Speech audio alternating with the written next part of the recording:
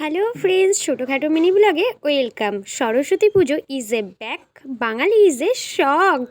আর আজকে কিন্তু সরস্বতী পুজো মানেই সকলের মনে ভ্যালেন্টাইন্স ডে। আর বিকাল বিকাল আমি আমার ভাইকে নিয়ে ঘুরতে বেরিয়ে গেছিলাম কিছু নেকুপুকু মামুনিদের দেখার জন্য। আর আজকে আমাদের এখানে সুন্দর একটা পার্ক উদ্বোধন হবে, তার জন্যই কিন্তু তড়িঘড়ি করে ভাইকে নিয়ে চলে গেছিলাম পার্কে। ভাই তো নিজের গার্লফ্রেন্ড ছেড়ে মোটেই যেতে রাজি হচ্ছিল না। কি আর করা যাবে, দিদির কথা ফেলতেও পারে না, সেই কারণেই আমার সঙ্গে কিন্তু বিকাল বিকাল বেরিয়ে পড়েছে।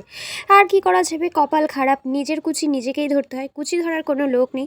আর 5 টাকার পেপসি বান্ধবী আমার সেক্সি। আর এই কথাটাই কিছু বন্ধু বান্ধবের কাছ থেকে আমাকে এবছর শুনতে হয়েছে। তারপরে তো পার্কের ভিতরে এসে আমি তো পুরো শকড হয়ে গেছি। এখানে চলছে কৃষ্ণনীলা, আর কৃষ্ণনীলা দেখতে দেখতে আমার মাথা মুন্ডু পুরো হ্যাং হয়ে গেছে। পার্কের মধ্যে এই সমস্ত ছ্যাবলামোগুলো কি করে পাবলিক প্লেসে করতে পারে ভাবতেই পারি না। এরা তো নিব্বা নিব্বি, তার সাথে ছাপড়িও, মানে ছাপড়ি কাবুলের লেভেল পুরো ম্যাক্স হয়ে এরা চলে এসছে।